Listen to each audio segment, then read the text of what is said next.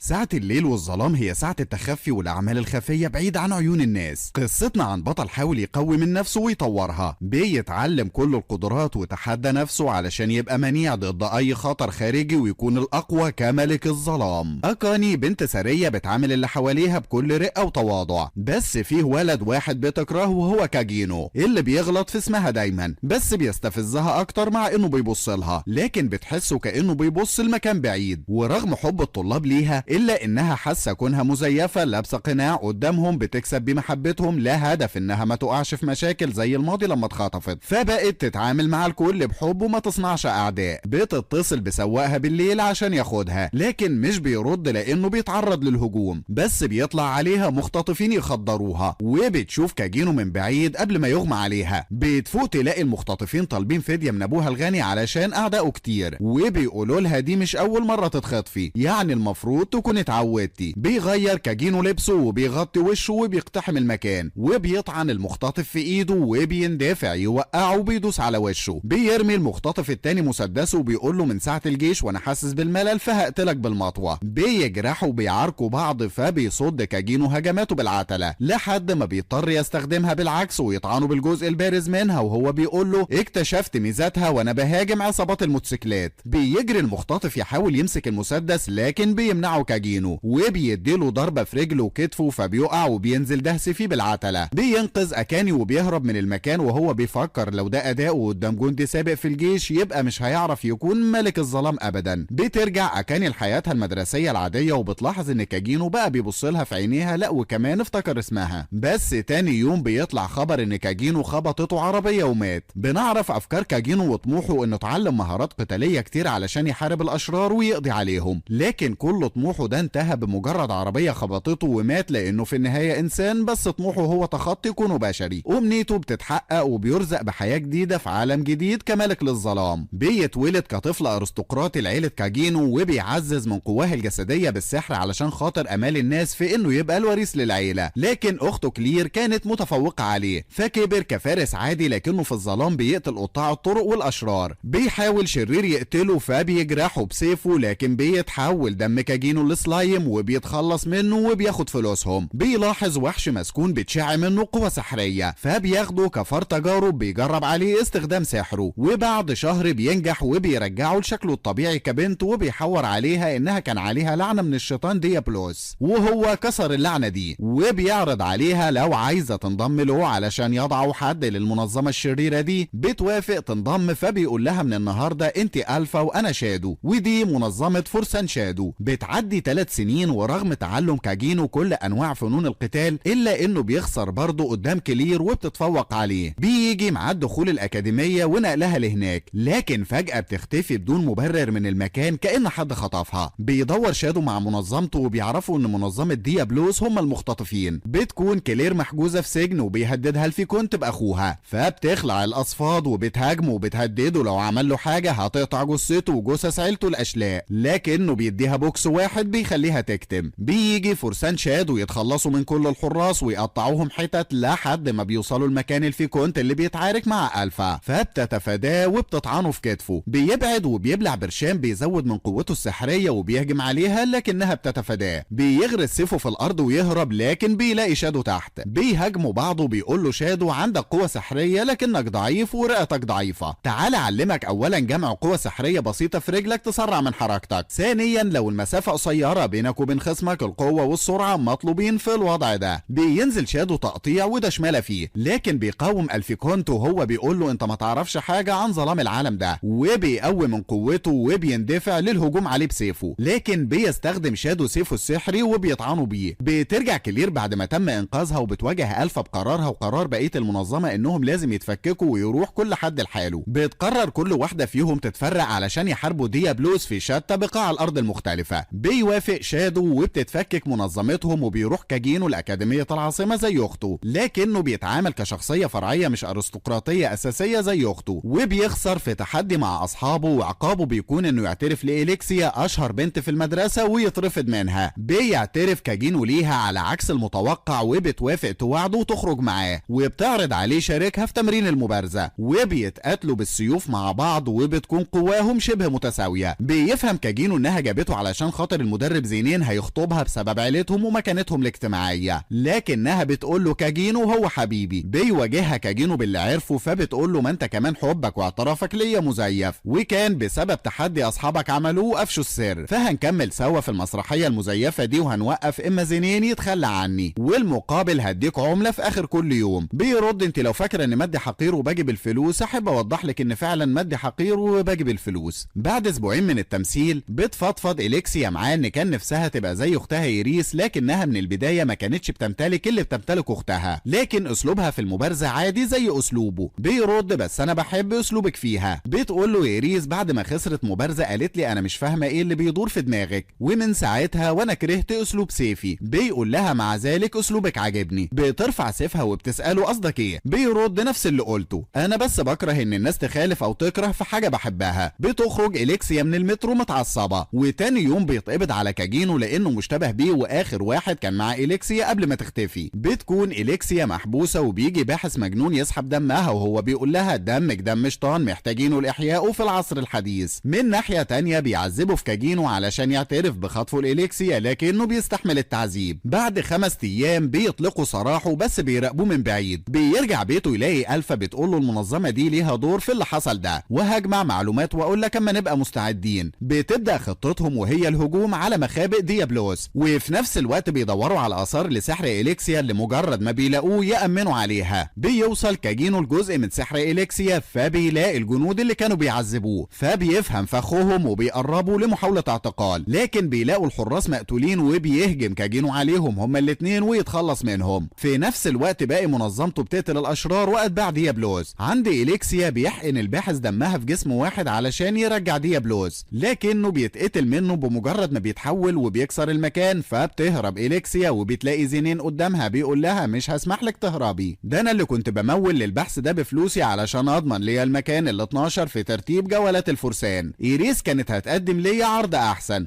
بس مفيش حل غير النهارده بالموجود. بتتجنن اليكسيا من سيره اختها وبتهاجمه بسيفها وبتطلق قواها تجرحه بيها. بيقول لها اسمحي لي اوريكي اسلوب سيف واحد من فرسان الجوله، وبيهاجمها وهو بيقول لها عمرك ما هتبقي زي اختك. بيوصل شادو وهو بيعرف نفسه انه جاي من الظلام. بيقول له زينين انت عم الشبح اللي هاجم قواعدنا، احب اقول لك محدش كان فيها من اعضاء المنظمه الاساسيين، كل اللي اتخلصت منهم مجرد حصاله ضعاف. تعالى اوريك قوه العضو الاساسي من ديابلوس. وبيوجه سيفه ويهجم عليه، لكن بيتفاجئ بشادو من وراه وبيساله فين قوه العضو الاساسي. من ناحيه تانيه بيدمر الوحش في المدينه، ومهما بيحاولوا يجرحوه بيشفي جراحه عادي. حتى ايريس مهما بتقطع فيه بيرجع اطرافه واجزائه من جديد، لحد ما بتقول لها الفا مش ملاحظه انك بتخليه يعاني اكتر. بيهاجمها الوحش فبتتفاداه وبتطير لفوق، تنزل بسيفها المشحون بالسحر عليه بتدمره كله مره واحده. فبيرجع بني ادم من جديد، وبتحذر ايريس من انها تحاول تعرف هم مين. هم اتولدوا في الظلام وهيفضلوا فيه. اما معركه شادو مع زينين اللي بيحاول بكل مجهوداته يتفوق عليه، فبيطلق سحره وهو بيهجم، لكن بيصده شادو بكل يسر مهما انتشر سحره. بيوقعه وبيوجه سيفه وهو بيأمره يكمل المعركه. بيعاركوا بعض بوحشيه لدرجه المكان بيبتدي يتكسر. وبتلاحظ اليكسيا ان اسلوب سيفه عادي لكنه قوي ومستواه سماوي، زي ما كانت بتحلم يكون اسلوب مسيفتها في ظاهره عادي، لكن في باطنه قوي ومميز. بس احبطت في النص بسبب مقارنتهم ليها باختها، فما عرفتش تتطور بنفس قوته. بيطعنوا شادو فبيقولوا لو عايزنا نتقابل هلبي لك رغبتك. شايف الحبوب دي لو اخدها شخص عادي قوته هتغمر المكان وممكن يموت، لكن انا مش عادي. بياخد منها واحده وبتنطلق قواه وبيهجم على شادو اللي بيقول له انت تعبان وضعيف ما دام بتعتمد على قوه مزيفه زي دي. وبينزل عليه ضرب بالبوكسات وتلطيش بالرجل، وبيحجزه جوه سحره. وهو بيحكي له عن راجل قرر يشد عضلاته ويثبت جسمه في الارض علشان يصد النووي، لكنه ما استسلمش وقرر بعد سنوات من التدريب انه يكون هو ذات نفسه النووي. بيرفع شادو سيفه عليه وبينزل بهجمته القاضية على جسمه، فبينفجر جزء كبير من المدينه. وبترجع اليكسيا لاختها. بترجع اليكسيا للمدرسه وبتعرض على كاجينو انهم يكملوا في علاقتهم، وانها بدات تحب اسلوب مسيفتها لكنه بيرفض يرجع، فبتتقبل الرفض. وفجاه بتظهر كميه دم كبيره في مكانهم بدون جثه او شخص مفقود، وبيتحول للغز من الغاز المدرسه. اما ايريس بتشكل فريق تحقيق يحقق فاداه سحريه ويفك وظايفها. فبتقرا شيري عن الاداه وسط الطريق، وبتخبط في كاجينو اللي بيكون متلطخ دم وبيفكر ان اليكسيا مش اميره، دي آلة قتل عنيفه. في مكان ما في الظلال بيهاجم واحد من منظمه شادو شخص عادي بدون بدون سبب. اما ايريس بتوري الاداة الاثرية اللي اخدوها من منظمة ديابلوس لشيري اذكى واحدة في المملكة علشان تستكشفها. اما كاجينو بتاخده جمل مكانها فبيندهش باللي هي بنته بنفسها وبتقول له كل ده من حكمتك وخبرتك اللي علمتها لي زمان. بيلاحظ انها ذكية وبقت ثرية بدرجة كبيرة كله من معرفته وعلمه. بتقول له احنا لاحظنا وجود دخلاء في منظمتنا بيستخدموا اسمنا وبيقتلوا ناس عشوائيين، لسه معرفناش هم مين بس هنوصل لهم وهنوقفهم عند حدهم. وهيولو وجاغا كانوا بيقولوا حاجة عن قاتل مجهول. بيفتكر شادو اللي حصل في المدرسة وبيرد عندي علم مين هو. وبتكون إليكسيا هي اللي هجمت كاجينو على غفلة وظنت انها قتلته. بيلاحظ وجودها في مكان فبيتحول لملك الظلام وبيراقبها وهي بتحارب المزيفين الدخلاء في منظمة شادو. بيجي زمايله يساعدوه يطعنوها وبيتجمعوا عليها ينهوا حياتها، لكن بيحميها شادو وبيتخلص من واحد منهم وهو بيتوعد لهم بالعقاب الشديد لكونهم مزيفين دجالين. بيلحق التاني يتخلص منه، لكن بتاخد جاما التالت كرهينة تستخرج منه المعلومات. في مقر الدجالين بيقول لهم الزعيم اهم حاجة عرفنا مكان هدفنا مش مهم اللي ماتوا. في المدرسة بياخد كاجينو شوكولاتة من زمايله وبيقرر يديها الاول بنت عشوائية، فبتكون من نصيب شيري اللي بترجع بيها البيت وبيقول لها ابوها المتبني ما دام ولد اللي اداهالك يبقى معجب بيكي فكري في مشاعرك ناحيته وردي عليه. بيتكلم نيو كاجينو وبتحكي له عن الرهينة اللي مسكوها وانه طلع معمول له غسيل دماغ قوي، وان الحوار له علاقة بمنظمة ديابلوس اللي بياخدوا الايتام زي القوى السحرية القوية واصحاب الاسر الفقيرة ويعملوا لهم غسيل دماغ، وبيستخدموا اسم منظمة الظل علشان يخلوهم يتحركوا ويقعوا في الفخ. وان في عضو في العاصمة الملكية اسمه ريكس مصنف كطفل اول يعني حافظ على احساسه بذاته رغم كونه من الابناء. بتقوم مسابقة مبارزة بالسيوف وبيشترك فيها كاجينو بالغصب بسبب اصحابه. بتفوز كلير على خصمها بسهولة. اما كاجينو بيقاتل روز رئيسة مجلس الطلبة واميرة مهاراتها في المسايفة عالية. بتبدأ معركتهم وبيمثل كاجينو خسارته وفقدانه للدم قدامها لكن ما بيستسلمش وبيتصرف كشخصية فرعية ثانوية تليق بيه، وبيفضل يخسر قدامها قاصد لحد ما بيمنعوه من مقاتلتها وبيعلنوا فوزها عليه، لكنها بتحترمه وبتحفظ اسمه. بيخرج كاجينو من المسابقة يلاقي شيري بتهديه بشوكولاتة وبتعرض عليه يكونوا اصحاب الاول، وبتجيب ابوها مساعد مدير الاكاديمية يقعد معاهم وبيقول له معلش اشفق بحالها وصاحبها علشان هي شغالة على قطع اثرية وما عندهاش وقت تكون صحاب. بتعجب شيري بيه وبتفضل تفكر فيه طول اليوم لحد ما بتقرر تروح لإليكسيا تسألهم عن علاقتهم ببعض، وبترتاح لما بتعرف انهم كانوا بيمثلوا قدام الكل، فبتتنرفز من صراحتها وبتغير منها لدرجة بتكسر الفنجان وبتجرح دراعها. بعدها بفترة بيحط زعيم الدجالين حاجز مانع السحر على الأكاديمية وبتقتحم رجالته المكان وبيهددوهم. بتحاول روز تحاربهم لكن بيتكسر سيفها لانعدام السحر، واول ما بتهاجمهم بيحميها كاجينو بجسمه وبيطعن مكانها. بتعيط روز عليه وبياخدوهم أسرى وبيسيبوا كاجينو اللي بيقوم بعد 10 دقايق من الموت المزيف للشخصية الثانوية باستخدام السحر علشان يحافظ على تدفق دمه في العقل حتى لو قلبه واقف. اما شيري بتتهاجم من ريكس اللي عايزة منه الأداة الأثرية لكن بيحميها جلينو وماركو علشان تهرب. اما كاجينو بيقف من فوق المبنى ويقضي على كل عدو من الأعداء بضربة بسيطة من قوته، وبيساعد شيري في التخلص من أعدائها بدون ما تاخد بالها. بيقابلها كاجينو وبتشرح له عن تقنية عين الجشع انها بتمتص اي سحر تاني لكن الاعداء ظابطين ترددها بحيث يقدروا يستخدموا سحرهم بس. الحالة الوحيدة اللي العين الجشع ما تقدرش تمتص فيها السحر هو انه يكون سحر مجهول، وده شبه مستحيل، ومجرد ما تمتص السحر كله هتطلقه دفعة واحدة. وبما انهم مجمعين الطلاب في القاعة الرئيسية فمجرد ما تشفط السحر كله هينطلق في المكان ده وهتنفجر الأكاديمية كلها، بس يقدروا يصدوها بالأداة الأثرية للتحكم في عين الجشع اللي بتمنعها من إطلاق مخزونها. بتخطط شيري انها اول ما تفك طريقة عمل الأداة الأثرية هتستخبى في نفق تحت القاعة الرئيسية وتخليها قريبة من عين الجشع بحيث توقفها عن الإطلاق، بس محتاجة أدواتها من المختبر. بيوافق كاجينو يجيبها، وفي نفس الوقت بيتخانق الزعيم مع ريكس علشان يجيب الأداة الأثرية، وفي طريقه بيلاقي حراسه واختفوا من وراه. بيطلق ريكس شبكته السحرية اللي بتقطع أي حد يقرب منها مهما كانت سرعته، لكن ما بتفلحش مع كاجينو اللي بيهاجمه وبيوقعه براها. فبيفتح عينه وبيتصدم بمنظر المقتولين قدامه، وبيظهر كاجينو من فوقه ويقتله. بيوصل كاجينو للمختبر يلاقي نيو بتتأمل في جلين وماركو المقتولين، وبتحس بحزن طفيف على ماركو لأنه كان خطيبها. بياخد كاجينو الأدوات من المختبر وبيقول لها بعد ما نفك الأداة الأثرية هنشن الهجوم بالليل. بتفك شيري الأداة وفي طريقها للأنفاق بتفتكر ماضيها أما أبوها المتبني قتل أمها وشافت جثتها قدام عينيها وقال لها هعتني بيكي كأنك البنت الحقيقية. بتوصل شيري للمكان، واول ما بتلاقي الزعيم مطلع عين الجشع بترمي الأداة الأثرية بعد تفعيلها، وبيتشال الحاجز المانع للقوة السحرية، فبتهجم روز على الأعداء وبيحفزها ذكرى كاجين وهو بيموت قدامها، فبتقرر تهاجم بشجاعة. بيجي شادو يساعدها مع باقي منظمته، لكن بيهرب الزعيم وبتنتشر النار في الأكاديمية كلها. بيهرب الطلاب، أما شيري بتقعد تدور على أبوها لوسورا اللي بيكون في الأساس هو الزعيم، وبيقفشوا كاجينو وبيسألوا ليه عملت كده. بيرد علشان أول ما وصلت للقمة جالي مرض حاولت أعالجه، ولقيت إمكانية العلاج في أداة أثرية معينة لقيتها عند أم شيري الباحثة الجليلة اللي محدش كان مقدر أبحاثها، وأنا بقيت ممولها، بس الغبية قالت إنها أداة خطيرة ولازم تسلمها للحكومة. رحت قطعتها من أطرافها لبطنها لقلبها وخلصت عليها، وشيري الغبية زي أمها ما لاحظتش إن أنا اللي قتلتها. بيرد كاجينو الصراحة مش مهتم بالقصة دي، بس ماشي. بيهاجموا لوسورا فجأة وبيقع من المبنى، لكنه بيرجع له بهيئة شادو، فبيدمج لوسورا عين الجشع مع الأداة الأثرية وبيتولد من جديد بعد ما تخلص من مرضه. بينطلق لوسورا ناحيته وبيتعاركوا بالسيوف لحد ما بيفاجئوا شادو بطعنه، وبيقول له هو ده آخرك؟ بيقوم لوسورا يعاركوا تاني وهو مصدوم، وبيقول له لسه ما انتهتش المعركة، ده أنا محضر كل حاجة تثبت إن منظمتك منظمة شر وبتقوم بكل الجراثيم. بيرد شادو منظمتنا ولا بتدعم خير ولا شر، احنا ماشيين في طريق خاص بينا، فحاول تفكر في خطة أحسن من كده. وبيطعنوا من أطرافه لبطنه لقلبه زي ما عمل مع أم شيري. بتيجي شاري في اللحظة دي تعيط على أبوها، فبيسيبها شادو بكل قسوة بدون ما يشرح أي حاجة. بيطلب شادو من المملكة وبيبقى عدو للعالم كله، بس ولا بيفرق معاه. بيقابل شيري اللي بتقوله إنها هتسافر للوجوس علشان هتعمل حاجة مهمة هناك، بس ما بترضاش تقوله إيه الحاجة وبتمشي. بتتقفل الأكاديمية بسبب التدميرات اللي حصلت، وبتوصل رسالة لكاجينو من ألفا علشان يصفوا حسابات قديمة، بس قبل ما بيروح المكان بيمثل إنه ما اتحبسش في المستشفى. وبتيجي روز تطمن عليه وتقول له بما إنك حميتني بجسمك فداء ليا فهديك قلبي هدية، وبتفضل ماسكة فيه طول الطريق للأرض المقدسة. بيوصلوا بيلاقوا بيتا نشر روايات أدبية ليها في الأساس سرقاها من قصص كان بيحكيها لها شادو من زمان. أما ألفا بتوصل لكاتدرائية فيها رئيسة الأساقفة دريك مقتول، وبتفكر إنها عايزة تعرف الحقيقة اللي حصلت للبطل العظيم أوليفيه. بيهجم شادو على الشرير وبيلاحظ وجود أبسلون وراه اللي بتبلغه إن جلاد المنظمة قضى على الهدف وعرفوا يوصلوا أتباعه، لكن الجلاد نفسه هرب، فما قدهمش غير إنهم ينفذوا الخطة به ومستعدين لأي عواقب. بيوافق وبيقول لها أنا هقوم بخططي الخاصة. بيقابل كاجينو إليكسيا اللي بتقول له على الحدث السنوي الشهير وهو محاكمة الملوك، وبيقوم في طقوس قتالية بيستدعوا أرواح أبطال قدام يقتلوهم، لكن بتكون إليكسيا مدعوة علشان تحقق في اغتيال دريك رئيس الأساقفة. بتبدأ محاكمة الملوك وما بيرضاش أي من أرواح الأبطال إنهم يظهروا للضعفاء دول. بينادوا اسم كاجينو عشان يشارك، وبعد ما بيفكر شوية بيقرر يظهر بشكله التاني وهو شادو اللي بيفعل تعويذة إظهار روح البطل، وبتظهر قدامه أورورا ساحرة الكوارث. فبيفكروا هل ده معناه إن قوتها اللي دمرت العالم بنفس قوة شادو حاليا؟ بتعاركوا أورورا بالدم وبتحاوطوا بيه كأنه محبوس ومتأيد من كل النواحي، لكنه بيستخدم سحره وبيكسر تعويذة الدم وبيفوز عليها بضربة واحدة. بيتصدموا كلهم، وفجأة بيتكسر الحاجز وبيطلع باب جوه الحرم بيستجيب لدعوة قوة شادو. بيخرج كاجينو من المكان بيلاقي نفس الباب بيتتبعه في كل حتة لحد ما بيقرر يدخل جواه. اما باقي الحلبة بتيجي منظمة شادو بقيادة ألفا وبيدخلوا جواه. بتيجي إبسلون تهدد جاك بانه لو ما جاش معاها هتقتل بيتا، فبيؤمر الجلاد فينوم بالهجوم عليها. بيقطع جزء من جسمها لكنه بيتحد من جديد، وبتقطع فينوم اجزاء وبتخلص عليه. بتاخد جاك وبيدخلوا الباب هي وبيتا، وإليكسيا وروز بتقول لهم ألفا ده المكان اللي ختموا فيه دراع ديابلوس الشمال بعد ما هزموا الباطل أوليفيه اللي في الحقيقة هو بطله ونفس شكله، وانت يا جاك عارف اني والموجودين هنا ممسوسين وهنعمل لك انت والكنيسة مشكلة بوجودنا، ومنظمة ديابلوس هدفها مش مجرد احياء شياطينهم، فخلينا نكتشف بنفسنا الحقيقة. وبتتفتح باب ذكريات قديمة بتدخل جواه، وبيشوفوا ان أوليفيه وباقي الايتام كانوا مجرد فئران تجارب للمنظمة، وده اللي ادى لوجود ممسوسين كتير. في نفس الوقت بيكون كاجينو مع أورورا اللي بتقول له كانت معركة ممتعة خضناها مع بعض، ممكن تساعدني اخرج من هنا؟ بيفك قيودها، فبتقول له ده سكن ذاكرة مصنوع من المعارك القديمة، لو رحنا المركز ودمرناه هبقى حرة والذكريات هتختفي، وخلي بالك مش هينفع نستخدم سحرنا هنا لانه بيتم امتصاصه. بيدخلوا لذكرى قديمة ليها وهي طفلة وبتعيط، فبتلطش نفسها القديمة وهي بتقول لها العياط مش هيفيدك في حاجة. اما الفا بتقول لهم اوليفيه هي الوحيدة اللي جسمها كان متوافق مع الخلايا الشيطانية، والهدف الظاهر بالنسبة لها هو انها تهزم ديابلوس، لكن هدفهم الباطن كان انها تستخرج خلايا شيطانية جديدة منه لتجاربهم، وهي وافقت بسذاجة علشان افتكرت ان كده هيعم السلام. وحصلت الحرب اللي استخدموا فيها قطع اثرية يشيلوا بيها حركة دراعه الشمال، وقطعوا لحمه وسحبوا دمه علشان يقوموا بابحاثهم عليه لاكتساب قوة الحياة الموجودة جوه خلاياه، لحد ما انتجوا عقار منه بيمنح الخلود الابدي والقوة الهائلة زي ما اخدوا جاك. بس ليه عيبين، الاول انه لازم يتاخد على فترات منتظمة مرة واحدة في السنة والا مفعوله هيتلاشى، والتاني انه بينتج بكميات قليلة 12 حبة في السنة على عدد فرسان الجولات. بيطلق جاك قواه بعد ما فاض به الكيل، لكن بتطعنه دلتا وبيقع، لكنه بيقوم بعد ما اطلق قواه وبيكسر الذكرى وبينقسم لنسخ كتيرة، وبتبتدي معركته مع دلتا. بتقطع دلتا النسخ، ومع كل هجمة بتلاحظ حاجة في قوتها بتتغير، فبيقول لها كل ما بتقربي من المركز كل ما بتستنزف قوتك، لكن انا كل ما بقرب من المركز قوتي بتزيد. بتطلق دلتا العنان لقوتها بتنزل دشمالة في جاك، وبتهزم 100 نسخة منه لحد ما بتتميز الذكرى وبيرجعوا للمكان الاصلي. ساعتها بيتوتر وبيستدعي روح اوليفيه، لكنهم بيمشوا علشان هدفهم هو قطع مصدر الطاقة مش معاركة الراجل القرع ده. في نفس الوقت بيوصل كاجينو اورورا لذكرى الحرب، وبتكون نسختها الصغيرة بتعيط في جنب لوحدها، فبتاخد سيف وبتستعد علشان تقتلها، لكن بينقذها كاجينو من زومبي بيهاجموها، وده بسبب ان الذكرى بترفضهم وباعتبراهم فيروسات. بياخد كاجينو السيف منها وبيخلصوا عليهم، وبيروح لنسختها القديمة وبيرفع عليها السيف، فبتتكسر الذكرى وبيوصلوا لمركز الحرم، وبيعرفوا انه لازم يكسروا السلاسل بالسيف الموجود قدامها علشان تتحرر اورورا، لكن السيف ده للمختارين فقط. فجأة بيوصل جاك لمكانهم بعد ما عرف بوجودهم، وبيؤمر اوليفيه تهاجمهم، فبياخد كاجينو ضربات متعددة منها بتكسر المكان، لكنه بيضحك على غير المتوقع. بتطعنه اوليفيه، فبتحس اورورا بالذنب والقلق عليه، وبتحاول تخليه يوقف قتال عشانها، وان ما عندهاش مانع تفضل محبوسة. هو صنع ليها ذكريات جديدة بوجوده معاها. بتقاطعهم اوليفيه وبتطعنه في بطنه، لكنه بيضحك ضحكة منشكحة وهو بيقول لها مسكتك. بيلفها وبيهاجمها فبتنزف وبتختفي من الوجود، وبيقول سهل ما موتش مادام حميت اعضائي الحيوية. بيرد جاك ما تتغرش بنفسك علشان هزمت نسخة رديئة، في سحر كتير في المكان هنا، وبيؤمر كل الاوليفيهات انهم يهاجموه، فبيطلع سيفه وبيستخدم سحره وبيهزمهم. بيتصدم جاك ازاي عرف يستخدم سحره. بيرد مادام المكان بيمتص السحر الكتير فقلت له بحيث يكون صلب وما يتلاحظش ولا يمتص من المكان. بيحارب الاوليفيهات اللي بتهاجمه، وبيقرر يدمر السلاسل والنواة السحرية بالمرة، فبيطلق قوات سحرية وهو بينطق انا الكيان الذري. بتطعنه اوليفيه في نفس الوقت، لكن بينفجر المكان كله من قوته كأنها قنبلة نووية. بيفوق كاجينو بعد ما انقذ قلبه بسحره. بتشكره اورورا على اللي عمله معاها وهي بتختفي من قدامه بعد ما اخدت حريتها الحقيقية. اما إليكسيا وروز وبيتا بتنكرها كمؤلفة اسمها ناتسومي بيقرروا يتحدوا في جمع المعلومات علشان يعرفوا ايه الحق وايه الباطل، يساعدوا مين ويقتلوا مين، بدل ما هم تايهين كده ونفسهم يقدموا حاجة للناس ويحموهم. بيتقفل مكان محاكمة الملوك، وبتحكي ألفا عن ان اورورا المشهورة بساحرة الكوارث ليها اسم تاني وهو الشيطان ديابلوس. بتنشئ منظمة شادو قاعدة لتدريب اعضائها علشان يقدروا يواجهوا منظمة ديابلوس. وبيوصل بلاغ لألفا من مملكة اوريانا ان المستشار الملكي دويم كيتشوهات هيزور العاصمة الملكية ميدجار. اما إليكسيا بتسمع خطط اختها وانها حاولت تستعين بقوة وسلطة ابوهم، لكنه مش راضي يعارض ويقف في وش الكنيسة علشان ينشر الحقيقة للكل. فبتفكر تستغل منافسة بوشين عشان تاخد الدعم من الفرسان، وساعتها هيضطر يسمع كلامها بعد دعم الشعب طبعا، وانها هتهزم اي حد بسيفها سواء كانت منظمة ديابلوس او شادو. بعد ما بتمشي إليكسيا بتفكر اختها انها لازم تفوز في البطولة بعد كره الفرسان ليها اللي بعد ما اخدت دعمهم سابتهم يموتوا فالباقي كرهها. من ناحية تانية وروز بتتدرب، فجأة بتحس بحاجة في قلبها وبيظهر رمز غريب على جسمها. بيستعد كاجينو لبطولة بوشين، فبيروح لجاما علشان تصنع له وش الشخص يبان هزيل وضعيف، بس بيصدمها بقوته في البطولة، فبيغير مشيته كمان علشان تبان ضعيفة، وبيمشي من عندها وبتناديه انيروز القوية اللي استدعت محارب قوي في محاكمة الملوك، وبتنصحه انه ما يدخلش البطولة علشان ما يحرجش نفسه على الفاضي. بيرد مالكيش دخل وما تحكميش على الكتاب من غلافه. بيوقفه كوين تون وبيقول له اسمع النصيحة منها انا برضو مشترك، ومش هتاخد في ايدي غلوة. بيتحداه كاجينو فبيحدفه كوينتين وبينزل ضرب فيه. في العادي كان ممكن كاجينو يدشمله بضربة واحدة، لكن فضل مستسلم لضرباته لحد ما وقفتهم اني روز اللي بتندهش من ان كاجينو قام عادي ولا كأنه اتخدش. بتسأله عن اسمه بيرد جيمينا سينيه. بيرجع لشكله الطبيعي وبيقابل صاحبه اللي بيسأل تفتكر مين اكتر حد هيفوز في البطولة؟ بيرد يا ايريس يا روز مفيش حد تالت. بعد ما بيمشي بيقابل روز في طريقه وبتحكي له انها هتضطر تتخطب لدويم كيتشوهات بأمر من ابوها، مع انها اتخلت عن كل حاجة ما عدا اسلوب المسايفة اللي شافته في طفولتها وجذبها. بتسأله هتفضل واثق فيا وفي قدراتي مهما حصل؟ بيطمنها وبيقول لها طبعا. بتبدأ اول معركة لجيمينا اللي بيبهر الكل وبيخلصها بضربتين في دقن خصمه، وبيكون خصم اليوم اللي بعده هو جولدو. بيخبط تاني يوم صاحبه على كاجينو وبيصدمه بخبر ان روز طعنت خطيبها دويم وهربت ومحدش عارف مكانها. بيروح كاجينو يتفرج على بطولة بوشين، وهو قايم بيقابل واحدة من الالف بتسأله لو شاف الف شبهها. بيفتكر الفا لكنه بيكذب وبينكر. بتهاجمه على غفلة فبيمثل انه بيقع ومخضوض من هجمتها، فبتعتذر له وبتعرفه باسمها بياتريكس. بتبدأ معركة جيمينا ضد جولدو اللي بيهجم عليه لكنه بيتفاداه، بس بيحس جولدو ان جيمينا هيقسمه نصين بسيفه، فبيترعب مع ان جيمينا ما عملش حاجة ولسه بيطلع سيفه ببطء. بيبعد جولدو وهو مرعوب وبيرمي كلام يقلل منه ظاهريا، لكن باطنيا بيبين خوفه وجبنه. بيقرر يطلق قوات تنينية المشتعلة من سيفه، لكنه بيتهزم من عطس عطسها جيمينا فتحرك سيفه وهزمه. تاني يوم بيتهزم كينتون قدام جيمينا اللي بينتقل للبطولة الرئيسية. بتقابله اني روز وبتقول له انا عرفت كل حركاتك فما تفتكرش انك هتفوز. بيرد اسمحيلي احذرك وبيرمي الاوزان التقيلة من على جسمه. بتروح ايريس تطمن على دويم اللي بيقول لها الاخبار مقفورين الحوار واحنا كويسين ومش محتاجين مساعدة منك، مشاكل الاسرة هتحلها الاسرة بنفسها. بتكون روز في طريقها للهروب وبتهاجم الحراس بجروح بسيطة بحيث ما يموتوش. بيروح كاجينو الابسيلون بعد حفلتها الموسيقية وبيسألها لو تعرف مكان روز. بترد معرفش غير انها هربانة في انفاق تحت الارض. وهو خارج بيلاحظ البيانو اللي كانت بتعزف عليه وبيضحك ضحكة شريرة. اما بيتا بتكون مع إليكسيا تحت الانفاق علشان يحاولوا يوصلوا الروز اللي بتكون متدشملة، وبتفتكر تعابير وش ابوها اما رجعت للقصر وقررت تطيعه وتقابل خطيبها، لكن لاحظت ان ولا ابوها ولا الحراس طبيعيين، دول كأن حد بيتحكم فيهم زي الدمية، فبتخاف وبتهرب بعيد عنهم حتى بعد تهديدات دويم ليها. وسط ألمها بتسمع صوت عزف بيانو من بعيد، فبتروح تلاقي شادو بيعزف. بعد ما بيخلص بيسألها بتتمني ايه؟ بترد احمي الكل. بيقرر يديها القوة والباقي عليها. بتزيد قوتها وبتخف جروحها، وفي لحظة بيهجم عليها ناس فبتتخلص منهم بكل احترافية. وهي راجعة بتقابل بيتا وإليكسيا اللي بيعرضوا عليها الحماية وانهم يرجعوا فريق واحد، لكنها بترفض لسبب انها بقت مكروهة من كل المملكة بسبب اللي عملته. بيتقلب النقاش لمعركة بالسيوف، لكن بتكون روز متفوقة بقواها عليها وبتهزمها. بتجبر كلير اخوها انه يروح يتفرج على بطولة بوشين من كراسي الفي اي بي، وهناك بيقابل بياتريكس للمرة التانية وبتسأله نفس السؤال لو قابل الف شبهها وانها جت هنا يمكن تلاقيها. بيقعد دويم مكان كاجينو وبيتكلم مع ايريس عن روز وانه كان واثق انها هترجع له بس خيبت ظنه وظن ابوها. بتبدأ قدامهم معركة جيمينا مع روز اللي بتندفع مع بداية القتال تهاجمه، لكن بيصدها وبيتفادى ضرباتها ورا بعض وبيظهر على غفلة وراها. بتلف تلاقيه ظهر وراها من الناحية التانية، وهكذا لحد ما بينزل بسيفه عليها من فوق لكنها بتتفاداه. بتقرر ان روز تقوم تهجم هجوم مضاد اخير سريع يقضي عليه، لكنه بيكون اسرع وبيتفاداها وبينهي النزال بضربة سيف. بيقرر دوين بعد النزال انه يحقق في خلفية جيمينا ويعرف هو من العالم السفلي ولا تبع شادو. من ناحية تانية بتفوز ايريس على خصمها وبتبص تلاقي بياتريكس كانت بتتفرج، فبتلحقها وبتقول لها انت اول بطل لبطولة بوشين وانا ايريس اميرة المملكة دي، وبتاخدها تتفرج معاها على البطولة. بيحقن دويم ابو روز وبيطلب يغطوا ريحة المخدر اللي بيخلوه زي الدمية في ايده، وبيفكر ان لو روز كانت خلصت نفسها واديته المفتاح بدل ما تهرب ما كانوش لجأوا للخطة دي. بس كان بدأ يظهر عليه علامات اللعنة الخاصة بمنظمة ديابلوس، وانه ناوي يستخدم الملك ابوها علشان يشن حرب بينه وبين ملك مملكة ميدجار. بيلاحظ وجود بياتريكس اللي بيرعبه وبتلاحظ ريحة الملك، فبيفكر هل هيعرف ينفذ خطته بالعوائق دي ولا لا. بتبدأ معركة جيمينا ضد ايريس اللي اول ما بتطلع سيفها بتتنبأ بان راسها هتتقطع وتموت لو كملت. بتبعد وبتتصدم انه ما اتحركش حتى، لكنها حست بغريزة موتها. بتجرب تحط رجليها بس وتدخل مجاله بس بتحسها هتتقطع. نفس الشيء مع ايديها، والسبب بيكون عين جيمينا اللي بتأثر وبتديها احساس انها هتموت او هتتقطع من الجزء ده. بيضغط الجمهور ومعجبينها عليها، فبتطلق قواها وبتندفع للهجوم، لكنها بتتفاجئ بسيفه ما اتحركش من مكانه وانه حسسها كل الاحاسيس المرعبه دي بمجرد حركات بسيطه ونظره عين. بيتفاداها جيمينا وبيثبتها في الارض وهو بيقول لها لسه بنبدا القتال، صحصحي كده معايا. في نفس الوقت بتوصل روز متخفيه وبتتصدم بموت ناس جوه مكان البطوله، وبتلاقي وراها منظمه شادو بيحفزوها تبدا مهمتها. بتوصل روز لمكان ابوها ودويم وبتعتذر لابوها على الغلطات اللي عملتها واللي هتعملها، لكن بصفتها اميره مملكه اوريانا هتقوم باللي شايفاه صح. بيرجع ابوها لوعيه لثواني وبيرد انا مسامحك على كل اخطائك. بتندفع تقتل دويم اللي بيستخدم جسم ابوها كدرع فبتقتله، ولسه بيقول لها ازاي تقتل ابوكي كده. بتكون حاطه السيف على رقبتها علشان تنتحر، لكن بيوصل جيمينا ينقذها وبيظهر بشكله الحقيقي كشادو. فبتفتكر ماضيها وقت ما انقذها فارس صغير وبتعرف انه كان شادو ساعتها. بيفوقها شادو وبيقول لها معركتك ما انتهتش، فبتهرب وبتلاقي بياتريكس بتهجم عليه علشان عايز يعاركها. بيكون دويم خلع علشان يروح لمملكته وبياخد ملك اوريانا يعالجوه. بتستمر معركه شادو مع بياتريكس اللي بتبقى مشتته في المعركه، مع انها شايفاه بيهاجم من قدامها الا انه بيتحرك بسرعه زي قطرات المطر، مش ثابت ومش عارفه تمسكه. بتوقفهم ايريس وبتطلب انها تنضم للمعركه بسيف ميرسيل الاثري، فبيستهزأ انها اضطرت تعتمد على سيف اثري علشان تواجهه. بتتنرفز وبتهاجمه بنيرانها، لكن بيتفاداها وبيصد هجمات بياتريكس. من ناحيه تانية بيهاجموه هما الاتنين وبيتدمر المكان، لكن بيصدهم بجمدانه. في نفس الوقت بعد ما هربت روز بتقابلها الفا وبتخيرها ما بين تقاتل لوحدها او تقاتل معاهم في منظمه شادو. بتسالها هل هتنقذوا مملكتي؟ بترد ما ينفعش نعمل حاجه في حالتكم دي، لكن تقدري تعتمدي على نفسك وتنقذيها بنفسك. بتقرر روز تنضم لهم في الاخر. في وسط معركه شادو معاهم بيسالون انت مين وحقيقتك ايه؟ بيرد انا شادو، مش محتاجين تحتفظوا بيا في ذاكرتكم لاني بتلاشى زي الظلام، واسمحوا لي اوريكم تقنيه السحريه المائيه. وبيهاجمهم بالميه، فبتهاجمه ايريس بنار سيفها فبيختفي سحره. بتحاول تطعنه بسيفها لكن بيديها بوكس يوقعها في الميه. وبيستلم بياتريكس وبيصد كل هجماتها وهو بيثني على مهاراتها بالسيف. بتنزل ايريس عليه من ورا بالسيف لكن بيصدها بسيفه التاني. بيتحدوا مع بعض عليه، فبتحاول ايريس تشل حركته على ما بياتريكس تهجم، لكن بيضرب ايريس في دقنها وبيتفادى هجوم بياتريكس بكل سلاسه وبيوقعها في الارض وبيدوس عليهم هما الاتنين جامد. بتقوم ايريس تزعق له انت فاكرنا هنسيبك تهرب بعد ما خليت المملكه كلها في فوضى؟ كل اللي في مملكتي هم اعدائك. بيضحك ضحكه هستيريه وبيسالها اهرب منين وليه وايه الحاجه للهروب، وبيطلق حاجز تقنيه الكيان الذري على المملكه كلها وهو بيهددهم انه يقدر يمحيها من على وجه الارض. لكن في لحظه بتمسكه نفسه وصورته الصغيره من اغلاق التقنيه، فبيختفي مع ظهور الشمس في لمح البصر كانه كان خيال. بتعيط ايريس من الاستياء والدشماله اللي حصلت للمملكه وليها شخصيا. بينتشر في الاخبار ان شادو شرير وهو اساس كل البلاوي والمصايب، وبتقرا عنه شيرو وهو حاطه في دماغها الانتقام منه بسبب موت ابوها. بتمشي الاحداث بهدوء وبتتصلح المملكه وبيظبطوا الاحوال، وبيهدى شادو وبيقرر ما يعملش بهرجه زي اخر مره. اما الفا بتاخد روز لقاعدتهم علشان تبدا تدريب، وبيخلوها تتخلى عن كل حاجه حتى شعرها وهدومها واعز ما تملك، وبيدوها اسم 666. اما شادو بيقعد في الظلام يعزف وبيقوم بكل اللي يجي على باله قبل ساعه الاستيقاظ. وبكده نكون وصلنا لنهايه الانمي. استنونا الفيديو الجاي واشتركوا في القناه عشان يوصلكم كل جديد.